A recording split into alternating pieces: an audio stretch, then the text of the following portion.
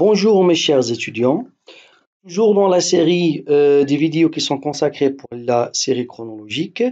Alors, on a terminé la phase théorique, maintenant on va commencer une autre phase qui est la phase des applications du fait est-ce qu'on a bien compris la phase théorique ou non, grâce à des exercices qu'on va essayer de les résoudre et que je vais partager avec vous la solution. Et donc, ce sont des exercices que j'avais posés dans les différents examens, dans les masters où j'enseigne. Alors, on va essayer de voir cet exercice 2, hein, l'exercice 2 que vous avez devant vous, celui-là, où vous avez cette écriture-là.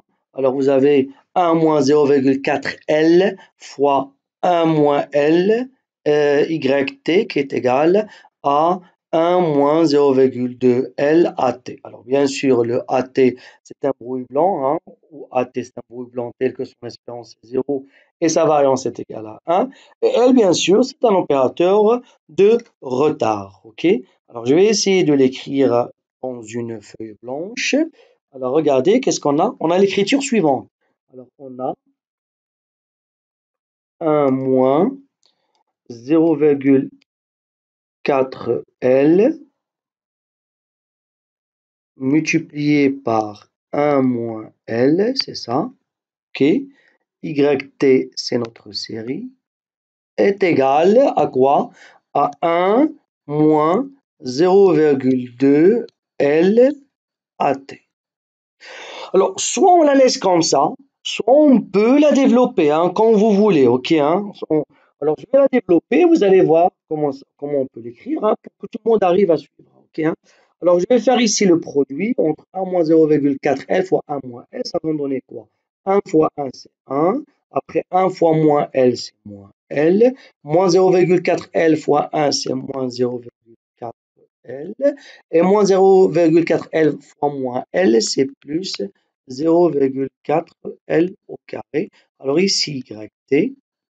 Après, je vais introduire ça sur notre bruit blanc. 1 fois AT, c'est AT, moins 0,2 LAT. Ben, c'est quoi LAT? C'est AT moins 1 parce que L, c'est un opérateur de retard. Alors, je vais faire la même chose. 1 fois YT, c'est YT, on est d'accord. Moins L moins 0,4, c'est moins 1,4 LYT. Et ici, plus 0,4 L au carré YT, qui est égal à AT moins 0,2 AT moins 1. Alors ici, c'est YT. Alors, moins 1,4 YT moins 1 plus 0,4 YT moins 2 est égal à AT moins 0,2 AT moins 1. Je continue, hein. Donc, je vais avoir ici quoi?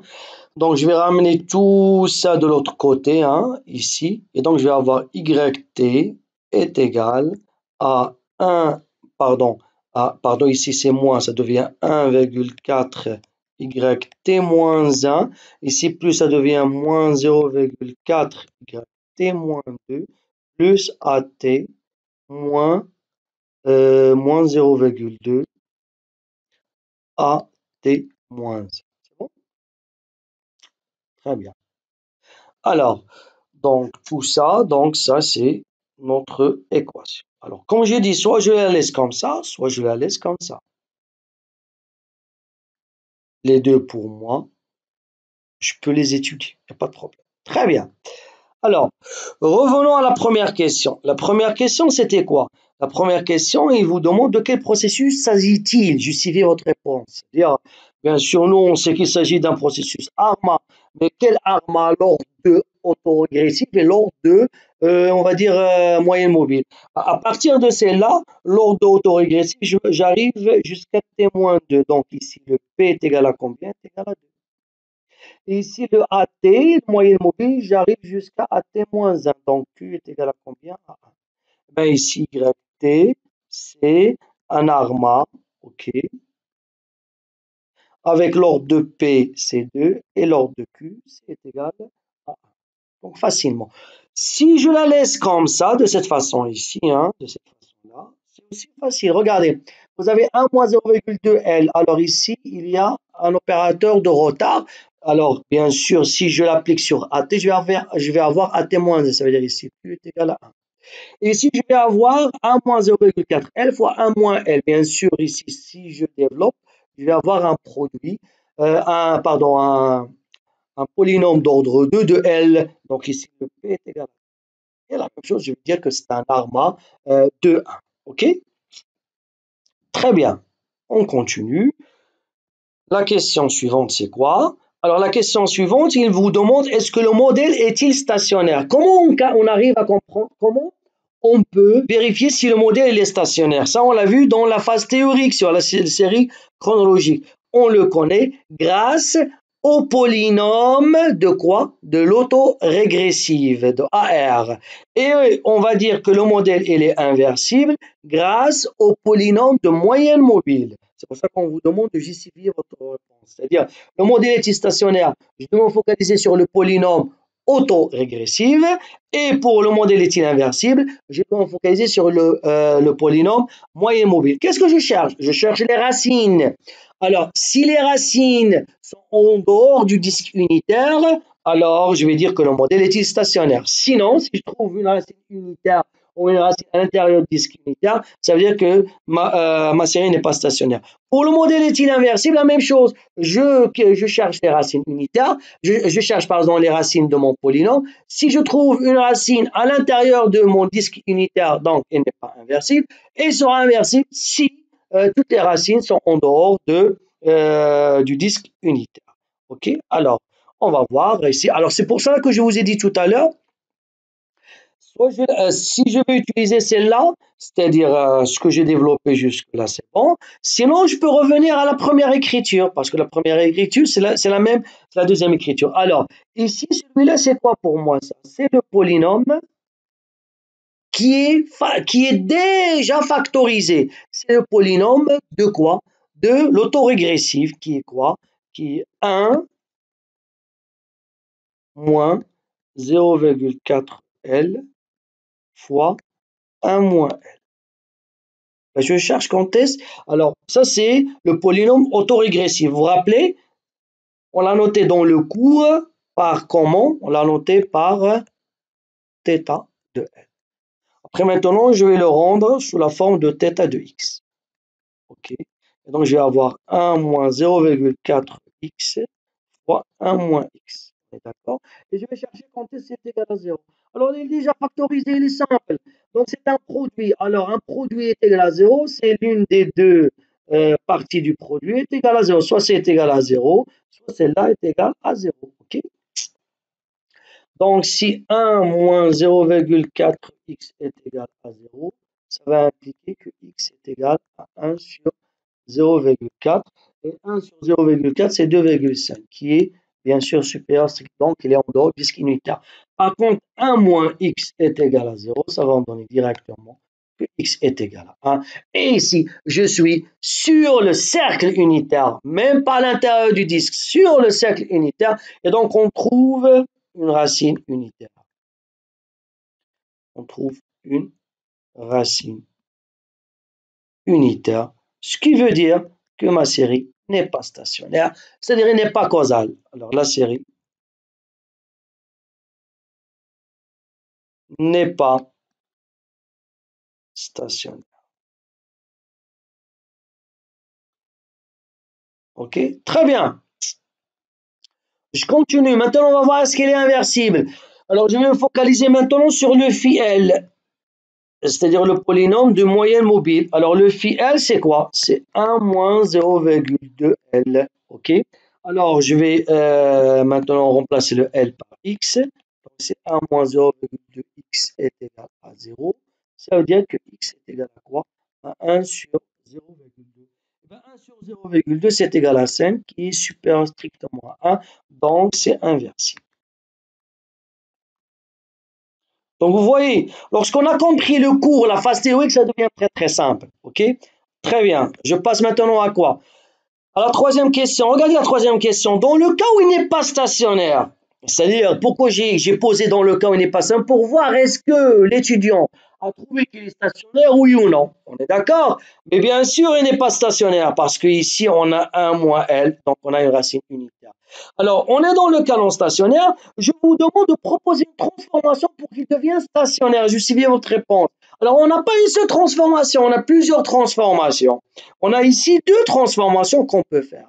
Alors, je vais écrire sur la forme de, c'est-à-dire factorisée. C'est-à-dire ici, on a 1 moins 0,4L fois 1 moins L, ok, YT est égal à 1 moins 0,2L AT. Alors, si je veux faire, c'est-à-dire j'utilise ou je propose, on va dire tout simplement la transformation la plus simple, si je veux proposer la transformation la plus simple, je vais considérer tout ça est égal à tout simplement une nouvelle variable, nouvelle série ZT. Donc ZT pour moi c'est quoi? C'est 1 moins 0,4L fois 1 moins L, 1 moins L Y. Et dans ce cas-là, je vais avoir quoi? Je vais avoir ZT est égal à quoi? Ben, est égal à 1 moins 0,2L AT. Vous êtes d'accord? C'est simple. Et après, je vais l'écrire facilement. ZT, c'est égal à combien? C'est égal à AT moins 0,2 AT moins 1. C'est-à-dire la nouvelle série ZT ne dépend que de quoi? Des valeurs présentes et passées de quoi? De mon bruit blanc. Point final. Si je veux simplifier la vie, regardez, j'ai pris ZT, c'est tout ça. 1 moins 0,4L fois 1 moins LYT.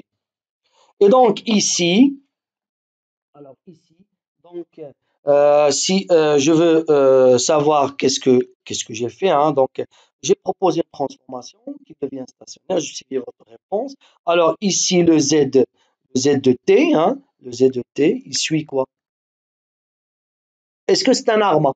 Est-ce qu'il est ici autorégressif? Non, il n'y a pas. Donc il y a quoi que moyenne mobile? MA quoi? MA 1. Ça y est, MA 1. MA 1. On est d'accord? Donc, c'est MA1. Alors, pour YT, qu'est-ce que j'ai fait pour YT? Alors, pour YT, j'ai fait deux différenciations. YT, j'ai fait deux différenciations. Donc, on va dire qu'il suit quoi? Un arima, pour qu'il devienne stationnaire. D'accord? Un arima. Et donc, ici, on a fait double différenciation. Alors, double différenciation, donc il n'y a pas autorégressif. Double différenciation. Et ici, moyenne mobile, c'est 1. 0, 2, 1. Et ça y est. OK? Donc, vous voyez? Donc, ZT, c'est un MA1, YT, c'est un ARIMA 0,2. Alors, ça, c'est la plus simple. Et après, dans la dernière question, lorsque je vous demande de calculer l'espérance et la variance du nouveau processus, c'est simple. C'est quoi l'espérance de ZT? C'est quoi l'espérance de ZT? L'espérance de ZT, c'est l'espérance de AT moins 0,2 AT moins 1. Donc, c'est 0. Pourquoi? Parce qu'on a dit que AT, c'est quoi? C'est un bruit blanc, la voici, avec son espérance égale à 0. Très bien. Ben, si je veux maintenant calculer sa variance, ben, si je veux calculer sa variance, alors la variance de ZT, bien sûr, c'est la variance de quoi? De AT moins 0,2 AT moins 1. Et ben, je vais calculer, regardez, donc ici, ça va me donner quoi? Ben, ici, c'est l'espérance de AT au carré, on est d'accord, plus 0,2 au carré, espérance de AT moins 1 au carré, et plus, pardon, c'est pas plus, c'est un moins, c'est moins 2 fois 0,2, espérance de AT moins 1. Pourquoi? Parce que ici, la variance, n'oubliez pas une petite chose, hein. C'est quoi la variance? La variance de x. C'est quoi la variance de x? C'est l'espérance x moins l'espérance de x au carré. Dans notre cas, c'est quoi l'espérance de tout ça? C'est 0. Donc, on ne va pas avoir ça, on va avoir que AT moins. Donc, on va avoir ici, dans ce cas-là, on va voir, c'est l'espérance de AT moins 0,2 AT moins 1 au carré. Et ça y est. Ben, c'est ce que vous avez ici. Ça, c'est AT au carré. Moins 2 fois 0,2 espérance AT moins 1. Et plus 0,2 au carré. Alors, ici, nous, on a déjà, la variance de notre bruit blanc est égale à 1. Et ben, je vais le remplacer. OK? Donc, ici, c'est égal à 1. Ici, c'est égal à 1. Et n'oubliez pas que mes bruits blancs, ils sont comment? Ils sont décorrélés. C'est-à-dire que ça est égal à combien? Ça est égal à 0. Alors, ici, la variance de ZT, ben ça, c'est égal à 1. Plus 0,2 fois ça qui est égal à 1. Est égal à combien? Et ben, on va avoir 1 plus 0,2, c'est 1. C'est la plus simple. Ça, c'est la plus simple. Alors maintenant, on va dire que si j'ai la tête dure et je veux montrer au prof que je comprends un petit peu mieux et tout ça, ben je vais dire que voici la transformation que je vais proposer. Regardez. Ben, la transformation que je vais proposer, donc je vais réécrire 1 moins 0,4L. Ça, c'est là, il est un petit peu difficile. 1 moins L. Alors ici, Y de T est égal à 1 moins 0,2 L AT. OK? Et ben, la transformation, c'est que je vais considérer 1 moins LYT, c'est tout simplement, c'est mon XT. Ça, c'est ma nouvelle série. Ben, je ne vais pas prendre 1 moins 0,4 fois L, parenthèse 1 moins LYT, tout ça, je vais prendre que la transformation. C'est-à-dire, je vais faire ici une seule différenciation. Tout à l'heure, j'ai fait double différenciation. C'est pour ça qu'on avait ici un arima 0, 2, 1, 1. Vous vous rappelez, hein? N'oublions pas ça. La voici. Alors maintenant, non. Alors je vais faire une simple différenciation en intégration avec t est égal à 1. Et bien, je vais considérer que xt est égal à 1 moins L, y. Alors dans ce cas-là, ben, je remplace, je vais avoir 1 moins 0,4 L appliqué à xt est égal bien sûr à at moins 0,2 at moins 1. C'est bon? Alors, je continue, j'applique ça sur le xt, je vais avoir xt moins 0,4 xt moins 1 est égal à at moins 0,2 at moins 1. Je ramène ça de ce côté-là, je vais avoir xt est égal à 0,4 xt moins 1 plus at moins 0,2 at moins 1. C'est bon, voici. Alors, ce xt suit quoi? Quel processus? Eh bien ici, on a un autorégressif. Vous êtes d'accord avec moi? Parce qu'on arrive à t-1, donc c'est 1. Et on arrive à t-1, c'est 1. Donc c'est normal. 1, 1. On est d'accord? Et le YT, parce que j'ai fait une seule différenciation, donc ça va me donner ici un arima qui est 1, 1, 1. Donc vous voyez, c'est bon? Alors, par contre, maintenant, hein, les choses vont se compliquer lorsque je vais calculer l'espérance et la variance. Alors, je commence par calculer l'espérance. Premièrement, c'est quoi l'espérance de xt? Alors, très bien. Donc, celle-là, alors je vais les réécrire. Celle-là, on a xt est égal à 0,4 xt moins 1 plus at moins 0,2. Et ça va vous donner aussi une façon de comprendre si vous tombez sur un exercice, on va dire, qui lui ressemble. Alors, si je veux calculer maintenant l'espérance, alors l'espérance c'est simple, l'espérance xt, puisque xt elle est stationnaire, il n'y a pas de racine unitaire, très bien. Donc, elle est stationnaire, donc l'espérance de xt est égale à l'espérance de xt moins 1. 0,4, espérance de xt moins 1, plus l'espérance de at, c'est 0, l'espérance de at moins 1, c'est égal à 0. Alors, plus l'espérance de xt est égale à l'espérance de xt moins 1, parce que xt est une série stationnaire. Alors, on va écrire ici par exemple, mu chapeau est égal à 0,4 mu chapeau. Je ramène ça de ce côté-là. Je vais avoir mu chapeau moins 0,4 mu chapeau qui va nous donner 0,6 mu chapeau qui est égal à 0. Ce qui va nous donner ici que mu chapeau est égal à 0. Très bien. Alors on a trouvé que mu chapeau est égal à 0. C'est bon, l'espérance est égale à 0. Maintenant la variance. Je vais calculer la variance de xt. C'est la variance de tout ça, hein, n'oublions pas. Alors, ici, on a 0,4 xt moins 1 plus at moins 0,2. C'est là où ça va se compliquer. Très bien. Alors, donc, ici, la variance de xt, c'est la variance de xt au carré. Pourquoi? Parce que c'est l'espérance de xt au carré. Pourquoi? Parce que l'espérance de xt est égale à 0. La même chose ici, hein. Donc, c'est égal à 0 de tout ça, on est d'accord. Donc, on va avoir, c'est l'espérance de quoi? 0,4 xt moins 1 plus at moins 0,2 at moins 1, tout ça au carré. Ici, il faut faire attention. Ici, vous n'avez pas, une équation avec trois valeurs, mais vous avez une équation avec deux valeurs, vous avez une équation avec trois valeurs. C'est comme si vous avez A plus B plus C au carré. Ben, A plus B plus C au carré, c'est A au carré plus B au carré plus C au carré plus 2AB plus 2AC plus 2BC. C'est là où il faut être attentif, hein, okay? Alors, je laisse ça, c'est l'espérance de xt au carré,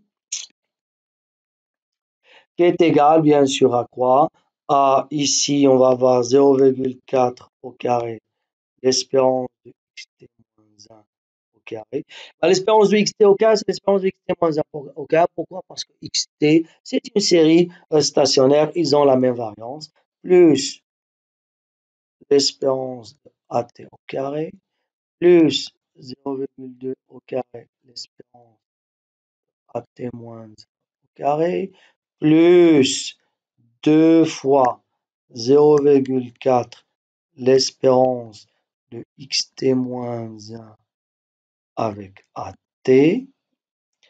plus 2 fois 0,4 et fois moins 0,2 de l'espérance de xt moins 1 avec at moins 1, plus 2 fois moins 0,2 de l'espérance de at avec at moins 1. Donc, vous voyez, c'est là où ça se complique. On est d'accord? Alors, maintenant, celle-là, c'est égal à 0. Pourquoi? Parce que at est un bruit blanc et donc c'est décorrélé. Donc, c'est bon. Très bien. Nous, on connaît l'espérance, pardon, la variance du bruit blanc. C'est égal à 1. OK? Alors, ici, celle-là est égale à 1 et celle-là est égale à 1. Et l'espérance de xt au carré est égale à l'espérance de xt moins 1 au carré. Alors, je vais écrire au carré ici. Sigma au carré, c'est l'espérance de xt au carré, est égale. 0,4, c'est 0,16 sigma au carré. Celle-là, c'est plus 1. Celle-là, 0,2 au carré, c'est un 0,04. Et l'espérance de at moins 1 au carré, c'est l'espérance, c'est égal à 1. Très bien. Donc, ce qui nous reste, c'est ces deux-là. Alors, on va commencer par ça. Alors, plus 0,8 espérance de xt moins 1 at et plus cette dernière-là, donc ici c'est un moins 0,8 fois 0,2 de l'espérance de xt moins 1 à t moins 1. On est d'accord? Donc vous voyez, on a tout fait ici. Très bien. Alors, je vais commencer par ça. Espérance de xt-1 à t. Alors, celle-là est égale à 0 directement. Pourquoi est égal à 0? Parce qu'on va poser la question, est-ce que xt-1, il va dépendre des valeurs futures de ces bruits blancs? Parce que si je reviens à mon équation, la voici, c'est celle-là. Ça, c'est l'équation pour xt. Alors, xt est égal à 0,4 xt-1 plus at moins 0,2 at-1. Alors maintenant, si à la place de xt, ici, j'ai xt-1, je vais avoir xt-1 est égal à 0,4 xt quoi? Moins 2 plus quoi? At-1 moins 0,2 at-2. Vous êtes d'accord avec moi? Donc, il ne dépend pas des valeurs futures de ces bruits blancs. Alors, xt-1 et at, c'est égal à 0 parce qu'on a xt-1 ne va pas dépendre des valeurs futures. Il va dépendre des valeurs présentes de son bruit blanc qui est at-1 et des valeurs passées de son bruit blanc qui est at-2, at-3, et ainsi de suite. Donc, ça, c'est 0. Alors, il va me rester ça. Alors, ici, oui, je peux calculer l'espérance de xt-1 avec at-1. Oui, xt-1 dépend de at-1. Pourquoi? Parce que xt-1, il dépend des valeurs présentes de son bruit blanc. Et les valeurs présentes de son bruit blanc, c'est quoi? C'est at-. Alors, comment on va faire ici? Eh bien, c'est ça. Vous allez remplacer xt-1 par sa valeur. Alors, sa valeur qui est ici. Alors ici, on a xt est égal à 0,4 xt-1, ainsi de suite. Alors nous, on va le remplacer par sa valeur, c'est-à-dire xt-1 est égal à 0,4 xt-2 plus at-1 moins 0,2 at-2. OK? Donc ici, c'est égal à l'espérance de quoi? De 0,4 xt-2. OK? Plus, pardon, plus at-1 moins 0,2 at-2. Avec quoi? Avec at-. Vous voyez? C'est ça. Donc 0,4 xt-2, hein, je vais vérifier. Hein, 0,4 xt-2 plus at-1 moins 0,2 at-. Très bien. Alors regardez ici. Alors si je développe, je vais avoir ici, c'est égal à quoi? À 0,4 espérance de xt-2 avec at-1 plus l'espérance de at-1 et moins 0,2 de l'espérance at-2. Alors celle-là, c'est égal à 0. Pourquoi? Parce que c'est la même chose que celle-là.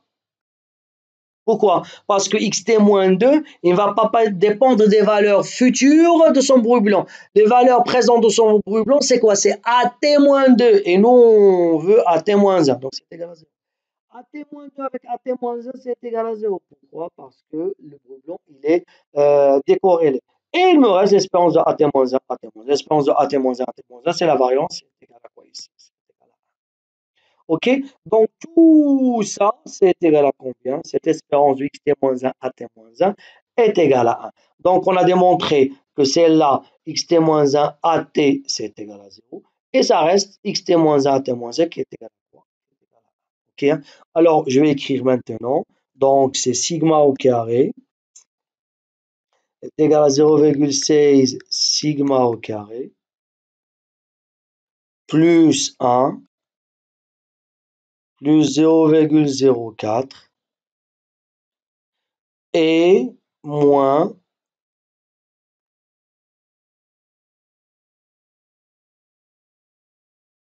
et moins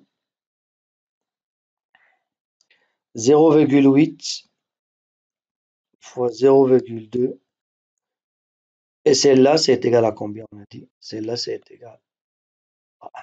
OK? Ça y est, je ramène ça à ce côté-là. Donc, je vais avoir sigma au carré, facteur de 1 moins 0,16, est égal à 1,04 moins 0,8, pardon, 0,8, 0,2. OK? Et ça y est, bah, à la fin, vous allez trouver tout simplement que sigma au carré est égal à combien? Est égal à 1,0476. 1,0476. Vous voyez, je vous ai donné deux façons de rendre la série stationnaire, deux processus. Vous voyez, la première, c'était très très simple.